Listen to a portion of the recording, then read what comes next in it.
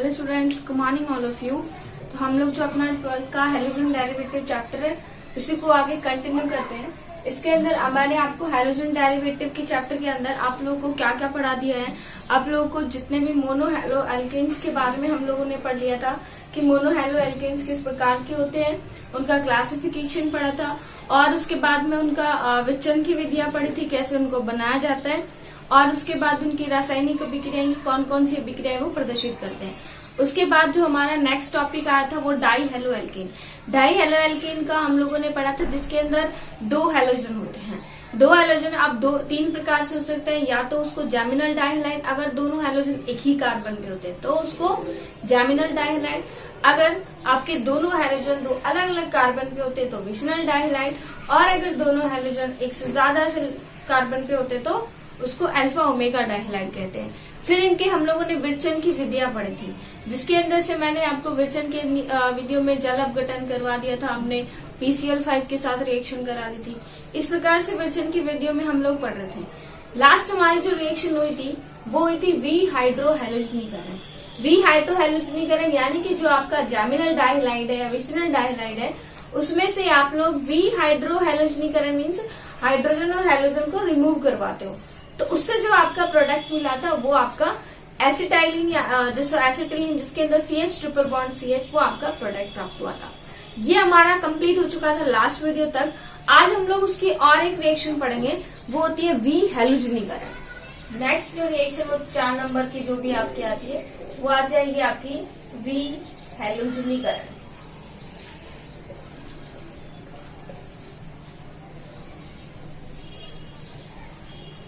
देखो we हैलोजनीकरण, we का मतलब तो मैंने आपको क्या बताया था, निकलना, और हैलोजनीकरण है यानी कि क्या निकलेगा, हैलोजन ना। वी हैलोजनीकरण का मतलब क्या है कि वहां से हैलोजन का अणु अगर बाहर निकलता है तो वो प्रक्रिया आपकी क्या कहलाएगी, वी हैलोजनीकरण। अब हम लोग अलग अलग पे क्या करेंगे, ये रिएक्शन अप्लाई करेंगे। अब हम लोग मान लो सपोज करो फर्स्ट कौन सा ले रहे हैं, जैमिनल डाइहैलाइड, जैमिनल डाइहैलाइड। आपको देखो नोट्स मिले उसके अंदर अगर मान लो इस टाइप से हेडिंग वगैरह नहीं डली हो, एक साथ कुछ लिखा हुआ, तो वीडियो से देख के आपको नोट्स अच्छे से प्रिपेयर करने हैं और इसी प्रकार से लिखना है जिस प्रकार से मैं वीडियो के अंदर लिखा रही हूँ। नोट्स के अंदर आप खुद करेक्शन कर सकते हो वीडियो में देख के। ओके, अब देखते हैं जैमिनल डाइहैलाइड। जैमिनल डाइहैलाइड के रिएक्शन, तो आप जैमिनल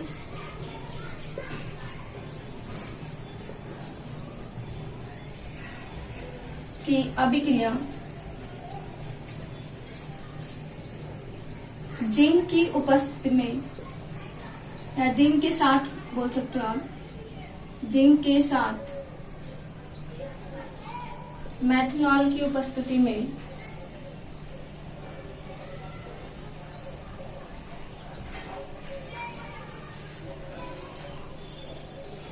कराने पर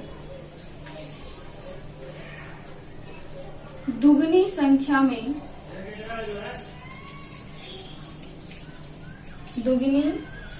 के कार्बन युक्त एल्कीन का निर्माण होता है।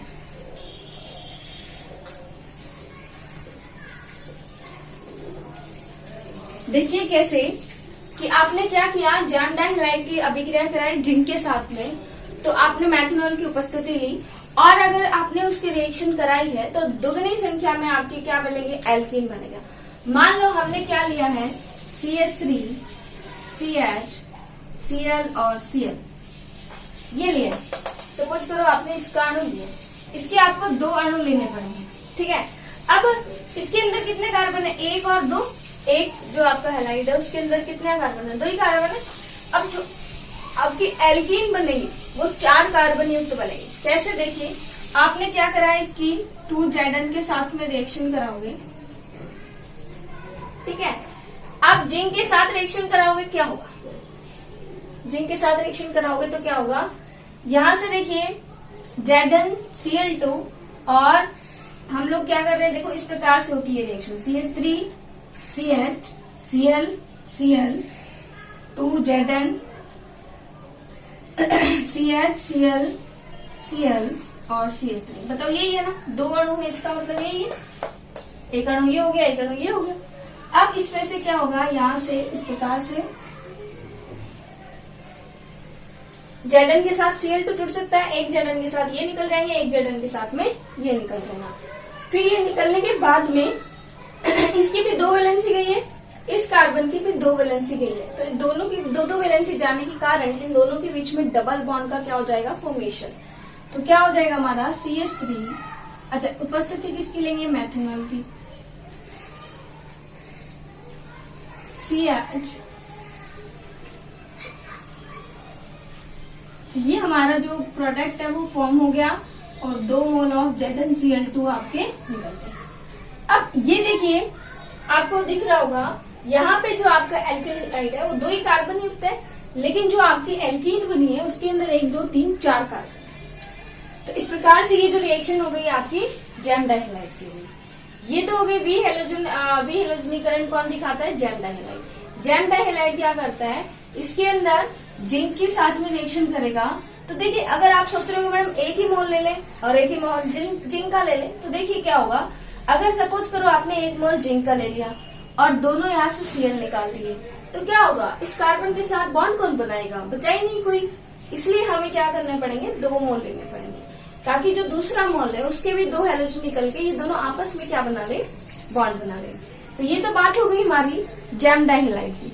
उसके बाद नेक्स्ट जो बात करते हैं वो हम लोग क्या करते हैं, जो विसिनल डाइहैलाइड।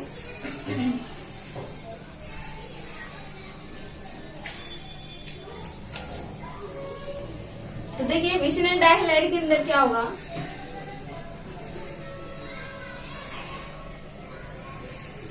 विसिनल डाइहैलाइड के अंदर होता क्या है,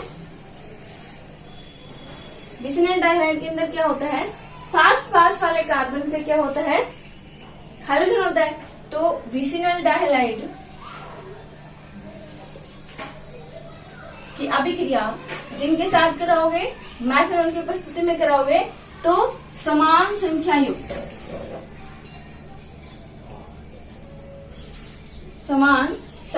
युक्त एल्कीन का निर्माण होता है। कैसे, देखिए विसिनल डाइहैलाइड हो जाएगा आपका CH2Cl और CH2Cl। इसके आपने क्या करा दी, जिंक के साथ में। अब हमें 2 मोल लेने की जरूरत नहीं। कैसे नहीं है, देखिए आपने सपोज करो इस जिंक के साथ में रिएक्शन कराई, तो जिंक क्या करेगा, यहाँ से दोनों जो विद्युत ऋणी तत्व, जिंक का काम होता है अपचयन कराने का, ठीक है। जिंक क्या कराता है, यहाँ से विद्युत ऋणी तत्व का निकलना क्या होता है, अपचयन ही होता है। तो जिंक यहाँ पे अपचयन का काम कराएगा, यानी कि दोनों जो Cl के अणु है वो यहाँ से क्या निकलेंगे, बाहर। अब दोनों Cl के अणु बाहर निकल गए, सपोज करो यहाँ से भी निकल गए, यहाँ से भी निकल गए, तो इसकी भी वैलेंसी फ्री हो गई, इसकी भी वैलेंसी फ्री हो गई, तो दोनों ही आपस में क्या बना लेंगे, बॉन्ड बना लेंगे ना। उसके अंदर तो एक ही कार्बन से 2 वैलेंसी फ्री हो रही थी, इसलिए वो बॉन्ड नहीं बना सकते। लेकिन यहाँ पे तो 2 अलग अलग कार्बन, इनसे वैलेंसी फ्री हो रही है, तो ये तो यहाँ पे क्या बना लेंगे, डबल बॉन्ड। तो यहाँ पे जैसे यहाँ से Cl निकलेगा, यहाँ से Cl Zn के साथ में, वही मैथनॉल की उपस्थिति में, तो होगा क्या, CH2 डबल बॉन्ड CH2, या फिर आपको ऐसे भी लिख सकते हो CH2 double bond CH2 plus में ZnCl2। अब इसके अंदर भी 2 ही कार्बन है और इसके अंदर भी आपके 2 ही कार्बन है। 2 कार्बन युक्त श्रृंखला का ही क्या, 2 कार्बन युक्त एल्कीन का ही क्या होता है, निर्माण होता है। जो हमारी बात आती है, अभी विसिनल डाइहैलाइड का हो गया कि आप विसिनल डाइहैलाइड की रिएक्शन कराओगे जिंक के साथ में, तो एक ही कार्बन से ये 2 अलग अलग कार्बन, इससे हाइड्रोजन निकल जाएगा और ये बन जाएगा। उसके बाद नेक्स्ट अगर हम बात करते हैं तो वो हमारा क्या आता है, अल्फा ओमेगा डाइहैलाइड। तो अल्फा ओमेगा डाइहैलाइड की अगर आप रिएक्शन कराते हो तो क्या होगा आपका, नेक्स्ट जो हमारा तीसरा क्या है, अल्फा ओमेगा, ये आपका हो गया डाइहैलाइड, ठीक है। तो विसिनल डाइहैलाइड की जगह क्या आ जाएगा इस बार, अल्फा ओमेगा। तुम लोग अपनी कॉपी में सही कर लेना, मेरे जैसे लग जाओ, है ना, बोर्ड पे तो हो सकता है, कॉपी के अंदर हिसाब से लिख लेना। अल्फा ओमेगा डाइहैलाइड की अभिक्रिया अगर जिंक के साथ कराते हैं मैथनॉल की उपस्थिति में, कराने पर क्या बनता है, एक क्या बनता है, साइक्लो प्रोडक्ट यानी कि एक रिंग जैसी संरचना प्राप्त होती है। तो साइक्लो एल्केन का निर्माण होता है। अब सोच रहे होंगे कैसे हो जाएगा, देखिए कैसे। अल्फा ओमेगा इट मीन्स क्या है, देखिए CH2Cl CH2Cl अल्फा ओमेगा है कि नहीं है, ये मान लो अल्फा बीटा, चलो और भी देखते हैं। तो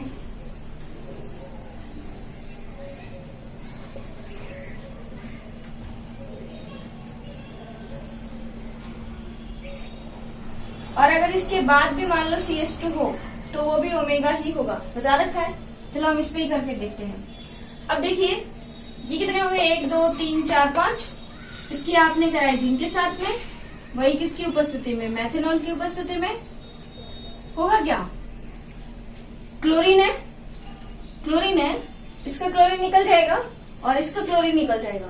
हुआ क्या, इसकी वैलेंसी फ्री हो गई और इसकी वैलेंसी फ्री हो गई, तो इन दोनों ने आपस में क्या बना लिया, बॉन्ड बना लिया। तो आपका क्या बनेगा, CH2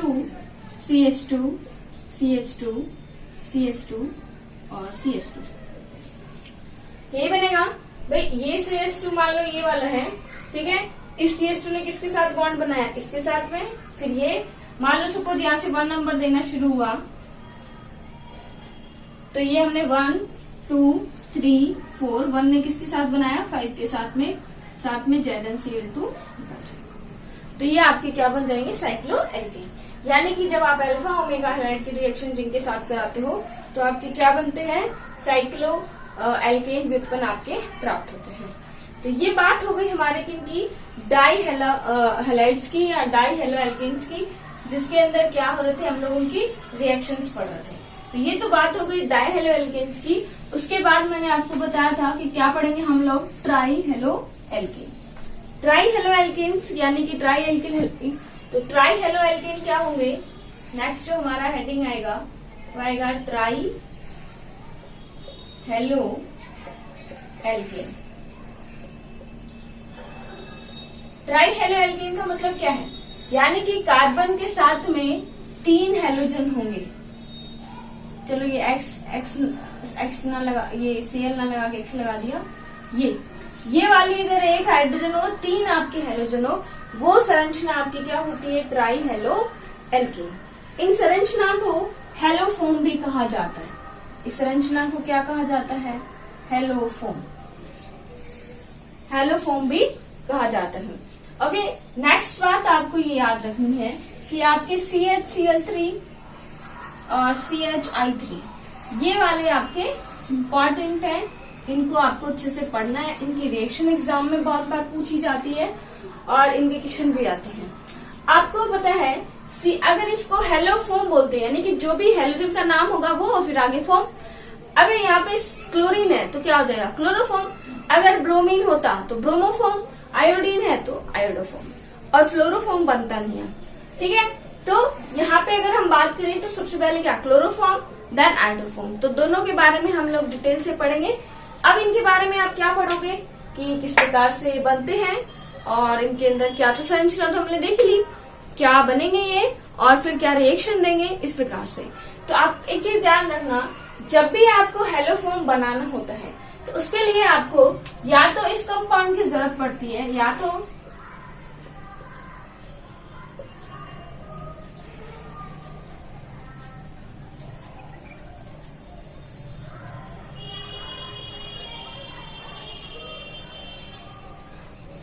जब भी आपको हेलोफॉर्म बनाना है तो हेलोफॉर्म बनाने के लिए नेसेसरी कंडीशन ये है कि आपके पास में या तो ए आपके कंपाउंड होना चाहिए या आपका बी कंपाउंड होना ही चाहिए। इन्हीं कंपाउंड्स के अपचयन से उनकी हेलोजन के साथ अभिक्रिया करके आगे किसका फॉर्म करते हैं, हम लोग हेलोफॉर्म का निर्माण करते हैं। किस प्रकार से, देखिए ये पहले इसका अगर कराओगे तो इसका ऑक्सीकरण होगा, इसके ऑक्सीकरण के द्वारा ये बी बनता है ना, और फिर इसकी हेलोजन के साथ अभिक्रिया कराई जाती है क्षार की उपस्थिति में। किसकी उपस्थिति में, क्षार की। ये याद रखना है, यहाँ पे बेसिक मीडियम इंपॉर्टेंट है। क्षार के साथ हम लोग अभिक्रिया करेंगे तो आपके क्या फॉर्म होते हैं, हेलोफॉर्म। अब देखिए, आपको सबसे पहले क्लोरोफॉर्म आयोडोफॉर्म पे बाद में जाते, सबसे पहले इन हेलोफॉर्म्स को, यानी जितने भी आपके हेलोजन है, चाहे वो कौन सा भी हो, क्लोरो हो, ब्रोमो हो, आयोडो हो, इनके लिए एक इम्पॉर्टेंट रिएक्शन है। तो वो रिएक्शन होती है आपकी हेलोफॉर्म अभिक्रिया, जिससे आपके हेलोफॉर्म बनाए जाते हैं। अब वही एक रिएक्शन हम लोग पढ़ेंगे, वो कॉमन रिएक्शन है, और ये देख लो, ये बहुत ही बार पूछी भी जाती है। तो हम लोग फर्स्ट स्टेप आपको मैंने ये बता दिया कि यहाँ पर तो आपका होना CH3 ही अनिवार्य है। ये CH3 को आप कहीं गायब नहीं कर सकते कि यहाँ पे भी हम R ले लें। यहाँ पे आपको कोई ऑप्शनल नहीं है, यहाँ पे तो आपका CH3 होना जरूरी है। यहाँ पे कोई भी एल्किल समूह भी हो सकता है,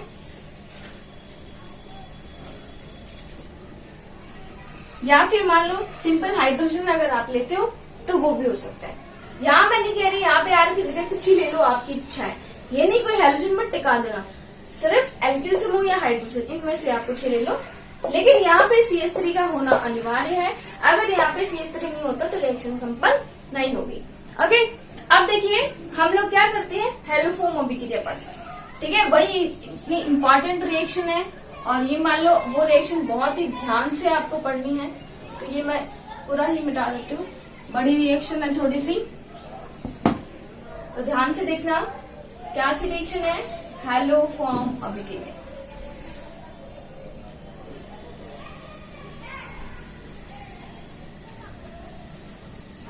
ठीक है, हेलोफॉर्म अभिक्रिया।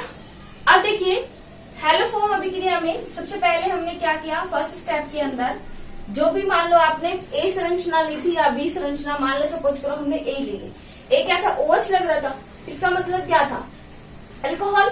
तो जो भी आपका अल्कोहल है, और अल्कोहल द्वितीयक भी हो सकता है, प्राथमिक भी हो सकता है ना। अगर आपने R की जगह H लिया होता तो प्राथमिक, R की जगह R लिया होता तो द्वितीयक। तो हम लोग सिंपल अल्कोहल लिख सकते हैं। अल्कोहल की अभिक्रिया क्षार सपोज आपने KOH लिया है, प्रबल क्षार होता है। KOH की उपस्थिति में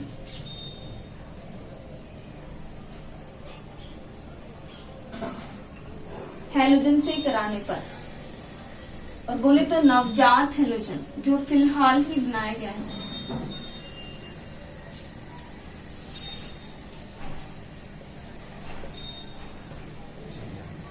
ऑक्सीकरण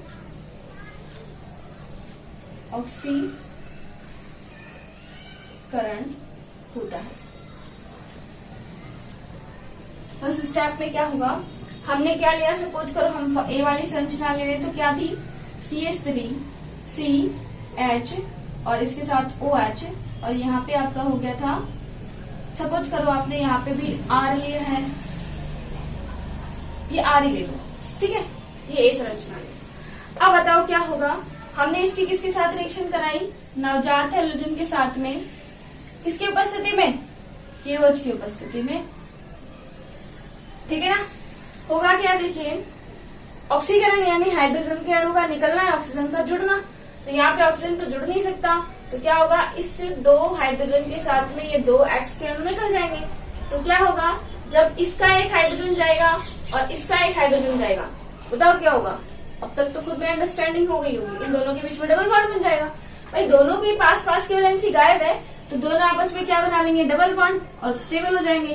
तो क्या हो जाएगा हमारा CH3 C double bond O और R प्लस में 2HX, यानी दो हाइड्रोजन के साथ 2X निकल लिए। ठीक है, अभी क्या होगा, सेकंड जो हमारा यहाँ पे कीटो प्रोडक्ट प्राप्त होता है, कीटो ही मिलेगा। अगर सपोज यहाँ पे R है तब तो ये कीटो है, अगर यहाँ पे H होता तो क्या होता है, एल्डिहाइड, है ना। तो इन दोनों को आप कंबाइन से क्या बोलते हो, कार्बोनिल यौगिक। तो आप लोग क्या ले सकते हो, जो कार्बोनिल यौगिक है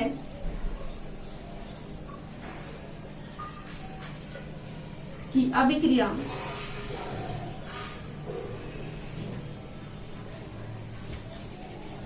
हैलोजन के साथ कराने पर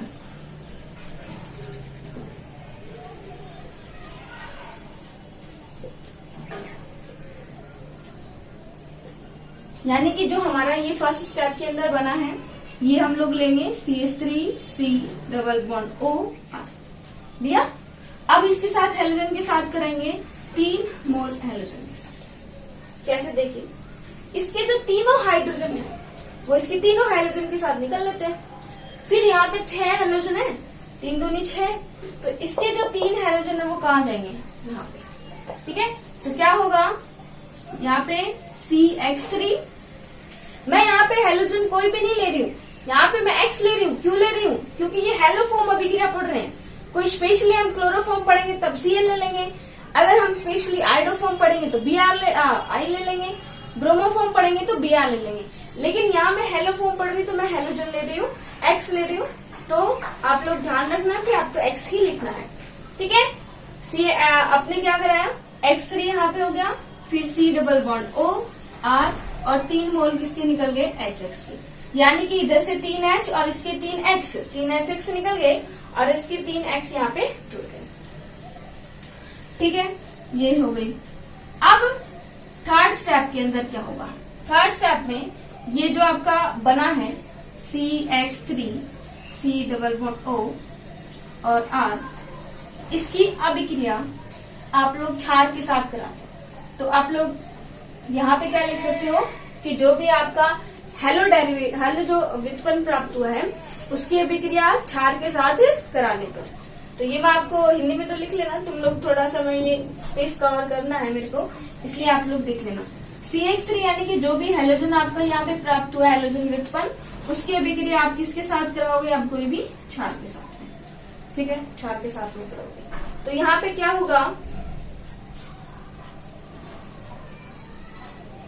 यहाँ पे देखो NaOH के साथ करा सकते हो, अगर आपने KOH लिया है तो KOH के साथ करा सकते हो। ठीक है ना, तो यहाँ पे NaOH के साथ करा, अगर स्टार्टिंग से ही आपने NaOH के साथ करा रखी, NaOH के साथ करा लें, दोनों ही ले सकते हो आप।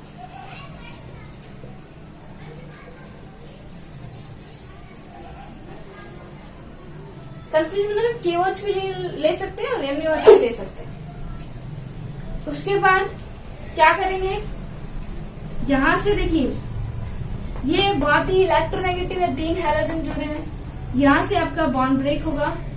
इसके अंदर बॉन्ड A ऐसे टूटेगा H प्लस में, ONA माइनस में, ये ऐसे टूटेगा। इसका ये यहाँ पे पार्शली नेगेटिव होगा और यहाँ पे इस कार्बन पे पार्शली क्या होगा, पॉजिटिव। इसका नेगेटिव वाला पार्ट इधर जुड़ेगा और पॉजिटिव वाला पार्ट इधर जुड़ेगा। तो आपका क्या प्राप्त हुआ, CHX3 प्लस में R, क्या लिया हमने, R C double bond ONA, ये निकला R C double bond ONA। साथ में क्या निकला, CHX3। ये आपका क्या बनता है, हेलोफॉर्म। ये आपका क्या है, हेलोफॉर्म। अब देखिए नेक्स्ट जो स्टेप अगर हम लोग करें, इस स्टेप की बात हो गई कि इसके अंदर जो पॉजिटिव वाला था वो नेगेटिव के साथ, जो नेगेटिव वाला था वो पॉजिटिव के साथ जुड़ गया और क्या बन गया, आपका हेलोफॉर्म फॉर्म हो गया। अभी इसकी अगर संपूर्ण अभिक्रिया की बात करें,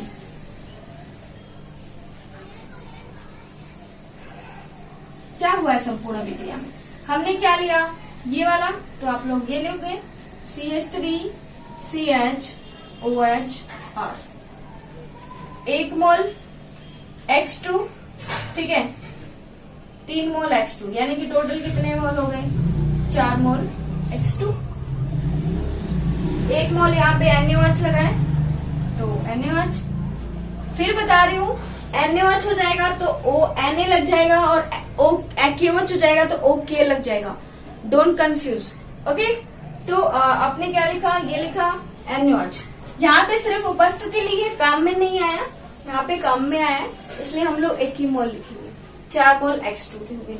उसके बाद प्रोडक्ट क्या बना, प्रोडक्ट बना आपका ये जो चीज है ये किसके अंदर बदल गई, यहाँ पे देखिए प्रोडक्ट क्या क्या बना है आपका, ये तो फिर से रिएक्ट हो गया, ये भी फिर से रिएक्ट हो गया, CHX3 प्लस में 2 HX तो यहाँ बने थे और 3 HX यहाँ पे बने थे, तो 5 क्या बने, HX प्लस में ये वाला प्रोडक्ट मिला।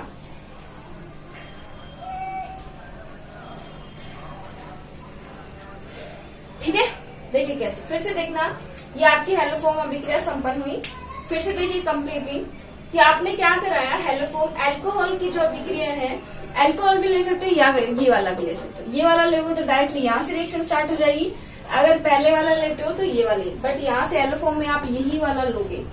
ठीक है, क्योच या एनओएच की उपस्थिति में नवजात हैलोजन से कराने पर उसका ऑक्सीकरण होता है। ये तो हो गया फर्स्ट स्टेप। तो ये आपने अल्कोहल लिया, इसके X2 के साथ कराई तो इसका ऑक्सीकरण हो गया। ऑक्सीकरण कैसे हुआ, क्योंकि यहाँ से क्या निकला है, हाइड्रोजन का अणु, क्या हो गया, 2HX निकल गया। अब आपने क्या बना, जो भी आपका कार्बोनिल यौगिक बना है वो दोबारा से यूज में आ गया, उसकी 3X2 के साथ अभिक्रिया कराई तो आपका जो भी हैलोजन व्युत्पन्न प्राप्त हुआ और 3HX के अणु निकल गए।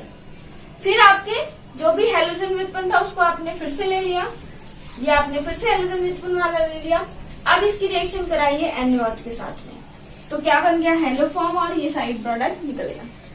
अब संपूर्ण रिएक्शन में देखिए, जो चीज बार बार में यूज में आ गई है उसको तो लेंगे ही नहीं, तो संपूर्ण अभिक्रिया में तो देखिए ये वाला लेंगे, सबसे पहले हमने ये लिया था, ये ले लिया, फिर 1X2 यहाँ पे लिया, 3X2 यहाँ लिया तो 4X2, और फिर हमने क्या लिया, NaOH।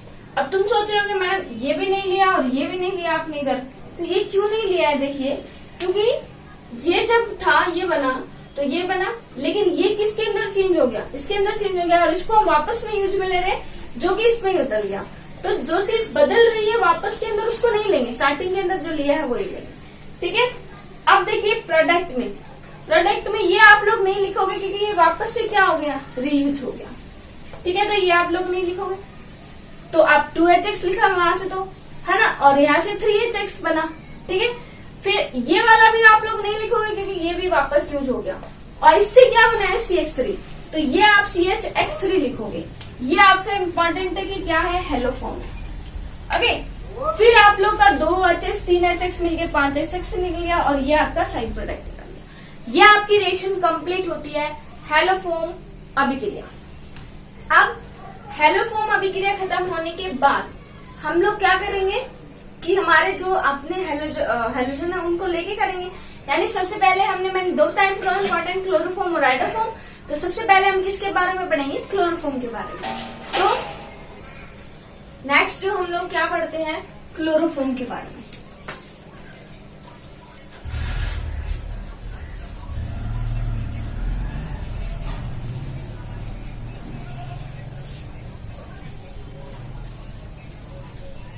क्लोरोफॉर्म में क्या होगा कि आपके जो 3 हैलोजन है उसकी जगह 3 Cl लग जाएंगे। तो क्लोरोफॉर्म के बारे में पढ़ेंगे तो क्लोरोफॉर्म का सूत्र क्या हो जाएगा, क्लोरोफॉर्म CHCl3 यानी कि 3 हैलोजन की जगह 3 क्लोरीन लग जाएंगे, CHCl3, ये याद रखना। अब जो क्लोरीन है ना, ये जो क्लोरोफॉर्म होता है, ये आप लोगों ने देखा होगा लेबोरेटरी के अंदर, बेहोश करने के अंदर, इनके अंदर भी यूज में लिया जाता है। तो ये आपका एक निश्चित तक, या जिसको आप लोग बोल सकते हो बेहोश करने में इनमें यूजफुल होता है। अब देखिए वो तो हम लोग बाद में इसके यूजेस में पढ़ लेंगे कि क्या कहाँ ये यूज आता है। उससे पहले देखिए अगर हम इसकी बात करें तो ये कैसे बनाया जाता है, और फिर इसकी रिएक्शन पढ़ेंगे कि क्या रिएक्शन देता है। तो सबसे पहले हम सिंपल छोटी छोटी रिएक्शन से पढ़ेंगे। इसकी भी काफी बड़ी रिएक्शन है, लेकिन हम छोटी छोटी रिएक्शन पहले करते हैं, बाद में आपको बड़ी पे लेके चलूंगी। वैसे आपने जो अभी हेलोफॉर्म पढ़ी है तो आपके याद ही होगी। चलो इससे रिलेटेड ही एक रिएक्शन करा देती हूँ, ये भी बड़ी सी। वो क्या है कि हम लोग जो क्लोरोफॉर्म का निर्माण किससे करेंगे, पहला हम लोग क्या पढ़ रहे हैं, इसकी विरचन की विधियां।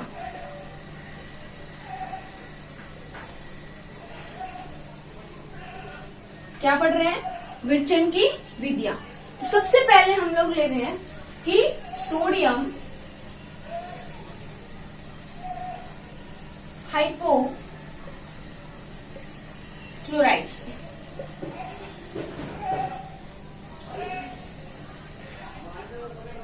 सोडियम हाइपोक्लोराइड से आप क्लोरोफॉर्म कैसे बनाते हो। देखिए सबसे पहले क्या होता है कि जो आपका बेस होता है, क्षार होता है NaOH, उसकी अभिक्रिया हम लोग किसके साथ कराएंगे, हेलोजन के साथ में। तो फर्स्ट स्टेप के अंदर आपका होगा कि NaOH की जो अभिक्रिया है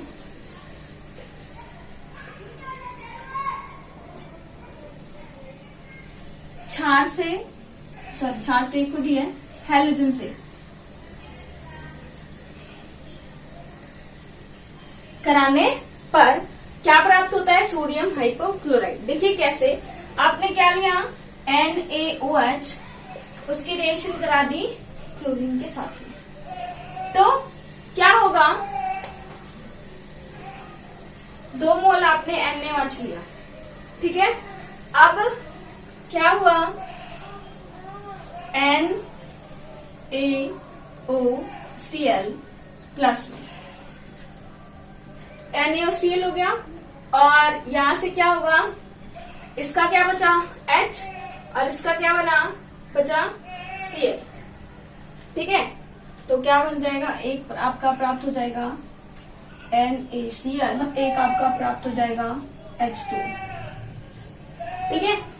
कैसे? देखिए, आपने क्या लिया? 2 मोल NaOH के लिए, तो 2 मोल NaOH के लिए, तो 2 मोल NaOH में तो देखिए 2 बैलेंस देख लीजिए, 2 Na है, इधर भी Na कितने हैं? 2, इधर ऑक्सीजन कितने हैं? 2, इधर भी ऑक्सीजन कितने हैं? 2, इधर हाइड्रोजन कितने हैं? 2, इधर भी हाइड्रोजन कितने हैं? 2, इधर क्लोरीन कितने हैं? 2, और इधर भी क्लोरीन कितने हैं? 2। तो रिएक्शन क्या है? बैलेंस है, ठीक है। तो ये जो आपका बना है NaOCl, इसको बोलते हैं हम सोडियम हाइपोक्लोराइड, ठीक है। अभी आपका जो सेकंड स्टेप आएगा, और सेकंड स्टेप में आप क्या करोगे? जो भी आप अल्कोहल ले रहे हो, कीटोन ले रहे हो, उसकी अभिक्रिया किसके साथ कराते हो आप लोग? सोडियम हाइपोक्लोराइड के साथ। जो फॉर्म बना रहे, तो इसलिए हमें सोडियम हाइपोक्लोराइड से का ही यूज लेना पड़ेगा। डायरेक्टली हम लोग हैलोजन यहाँ पे ही लेंगे बस। अब देखिए, हम लोग क्या ले रहे थे? फर्स्ट स्टेप में है आपका अल्कोहल, तो वही लेंगे यहाँ पे CH3, CH, OH, फिर इसके साथ में कराएंगे NaOCl के साथ में। तो ये यहाँ पर किसका काम करेगा? ऑक्सीकरण का। ऑक्सीकरण करके क्या करेगा? देखिए ध्यान से, ये 2 हाइड्रोजन निकलवाएगा किसके साथ में? इस ऑक्सीजन के साथ में। H2 निकल जाएगा, और एक क्या निकल जाएगा आपका? जो यहाँ पे NaCl, ठीक है। तो क्या बन जाएगा? CH3, C+O, यहाँ पे R प्लस में H2O प्लस में NaCl। देखिए कैसे हुआ? NaOCl का, इसका ऑक्सीजन जो है, इसके 2 हाइड्रोजन से H2 निकल जाता है, और ऑक्सीकरण करा के ये NaCl बन जाता है। ये तो हमारा फर्स्ट स्टेप में मिल गया हमें कीटोन, वही मिल गया ना। अब फिर हम लोग क्या करते हैं? नेक्स्ट स्टेप में इस कीटोन को ही वापस लेते हैं, और इसी की अभिक्रिया किसके साथ कराई थी? हेलोजन के साथ। लेकिन मैं क्या बोल रही हूँ, यहाँ पे हमें क्या लेना है? सोडियम हाइपोक्लोराइड लेना है। तो हम लोग क्या करेंगे? 3 मोल किसके ले लेंगे? वहां पे तो 3 मोल हेलोजन के लिए थे, यहाँ पे 3 मोल किसके ले लेंगे? NaOCl, NaOCl।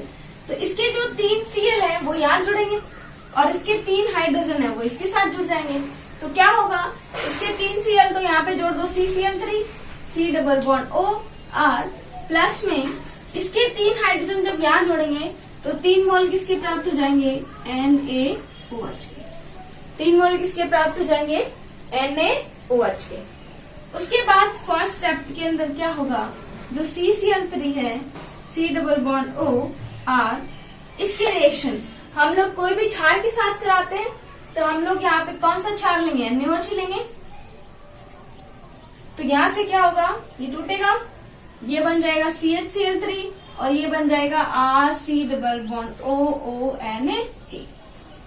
क्योंकि हमारा क्षार बना ही गया, NaOH ही बना है, तो वही लेंगे हम लोग NaOH को ही, ठीक है। तो क्या हो जाएगा? CHCl3 RC+OONA।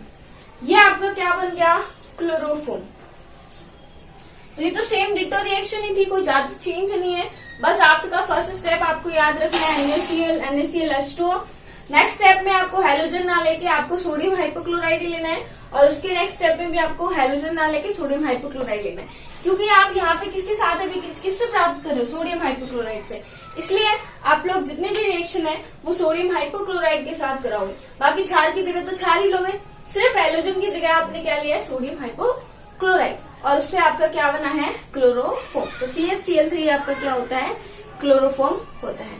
ये रिएक्शन समझ आई कि यहाँ पर इसका जो था फर्स्ट स्टेप तो ये समझ आ गया, सेकंड स्टेप में ऑक्सीकरण हुआ है, थर्ड स्टेप में 3 मोल जो NaOCl है सोडियम हाइपोक्लोराइड, वो इसके 3 हाइड्रोजन इधर जुड़ जाएंगे, इसका Cl यहाँ पे जुड़ जाएंगे 3। ठीक है, फिर आपके ये जो है उसकी क्षार के साथ अभिक्रिया होती है, सिंपल। ठीक है, और यहाँ पे R की जगह कोई भी CH3 हो सकता है या H भी हो सकता है। अब नेक्स्ट हम लोग पढ़ते हैं। नेक्स्ट से क्या कि आपने सोडियम हाइपोक्लोराइड से तो हैलोजन बना लिया, नेक्स्ट छोटा सा और बता देती हूँ, क्लोरल हाइड्रेट से।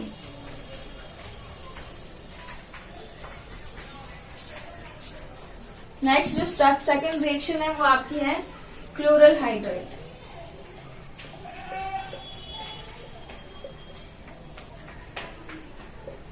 इस क्लोरल हाइड्रेट का सूत्र भी बहुत बार पूछा जाएगा, तो क्लोरल हाइड्रेट का सूत्र देखिए सबसे पहले तो CCl3 CH OH और OH, ये होता है क्लोरल हाइड्रेट का सूत्र। और लास्ट ईयर हाफ ईयरली में ये पूछा था क्लोरल हाइड्रेट का सूत्र क्या होता है। ठीक है, तो क्लोरल हाइड्रेट की जो अभिक्रिया है हम लोग कोई भी क्षार के साथ में जब कराते हैं तो आपका क्लोरोफॉर्म प्राप्त होता है। तो क्षार के साथ सपोज करो हमने इसके साथ करा दी, NaOH के साथ करा दी या KOH के साथ करा दी, कोई भी क्षार लेते हो तो क्लोरल हाइड्रेट की अभिक्रिया क्षार के साथ कराने पर क्लोरोफॉर्म प्राप्त होता है, ये तो आप लिख लोगे।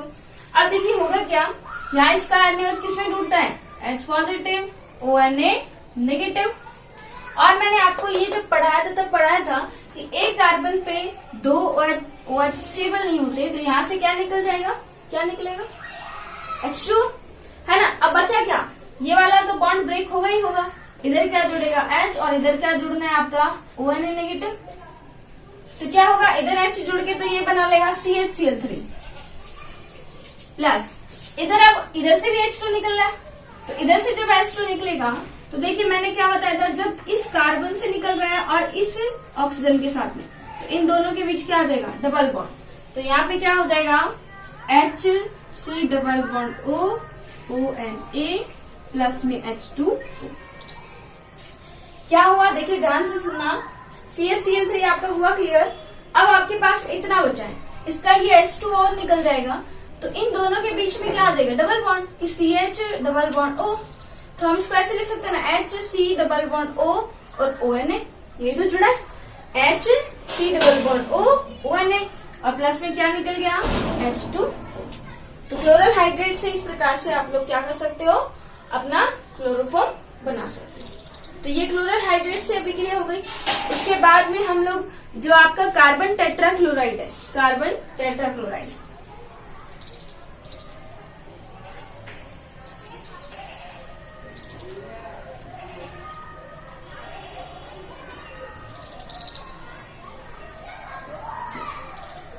कार्बन टेट्राक्लोराइड का सूत्र क्या होता है, कार्बन टेट्राक्लोराइड का सूत्र होता है आपका CCl4।